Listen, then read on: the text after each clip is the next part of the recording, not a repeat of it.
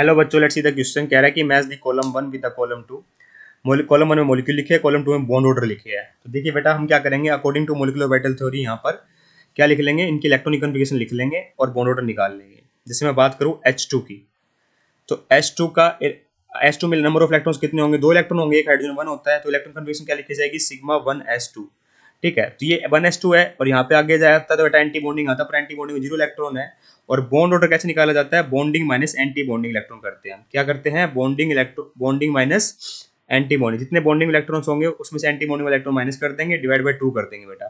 ठीक है, तो बॉन्डिंग वाले 2 है बेटा, एंटी बॉन्डिंग वाले 0 है, तो बॉन्ड ऑर्डर कितना आ जाएगा, 2 माइनस 0 डिवाइड बाई 2। तो ये आ गया बेटा 1। ठीक है, तो एस सी का तो बेटा क्यू आएगा, सी का क्यू आएगा। तो यहाँ दे रखा है, यहाँ दे रखा है, तो थर्ड और फोर्थ हो गए आउट। ठीक है, इसके बाद बेटा इससे बड़ा कौन होगा, यहाँ पे N2 में 14 इलेक्ट्रॉन था।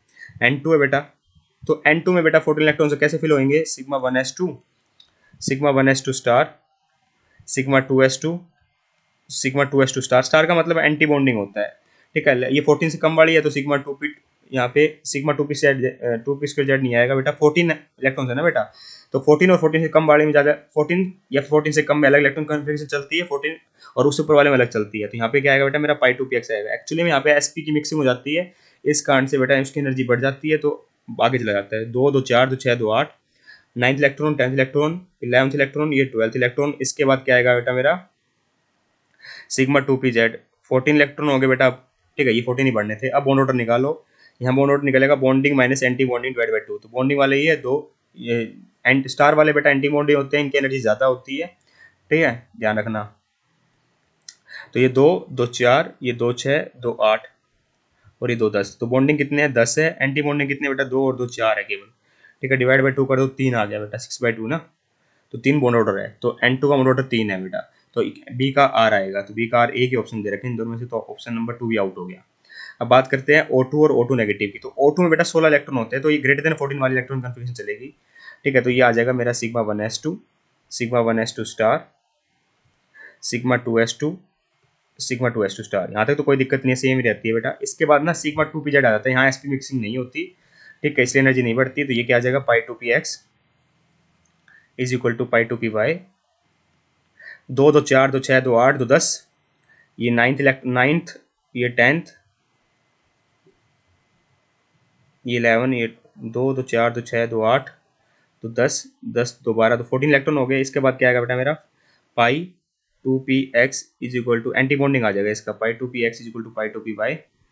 इसका स्टार एंटी बॉन्डिंग, ये मेरा 14 15 इलेक्ट्रॉन, ये 16 इलेक्ट्रॉन। ठीक है, तो अब बॉन्ड ऑर्डर निकालो, bonding minus anti bonding divide by 2 करेंगे। बॉन्डिंग कितने हैं, 2 2 4 2 6 2 8 2 10। ठीक है, तो बॉन्ड ऑर्डर कितना आ जाएगा बेटा मेरा, 10 तो हो गए मेरे बॉन्डिंग वाले। एंटी बॉन्डिंग वाले कितने हो गए, 2 2 4 5 और 6। ठीक है, डिवाइड बाई 2 करोगे तो 4 डिवाइड बाई 2 होता है 2। तो बॉन्ड ऑर्डर ऑफ O2 कितना आया, 2 आया। तो ए का पी आएगा, तो ये इसमें दे रखा है। O2 नेगेटिव बच गया, इसका मतलब 1 इलेक्ट्रॉन बढ़ जाएगा बेटा, 17 इलेक्ट्रॉन हो जाएंगे। तो इसके अंदर 16 तक तो हमने लिख लिया, तो मैं डायरेक्ट लिख रहा हूँ बेटा।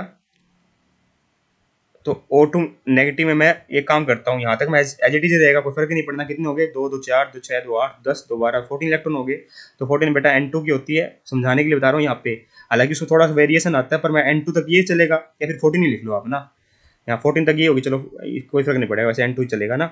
उसके बाद क्या करा हमने, एक इलेक्ट्रॉन बढ़ गया है ना, एंटी बॉन्डिंग में बढ़ेगा। किसमें, ध्यान से देखिए, ये चीज़ इंपॉर्टेंट है।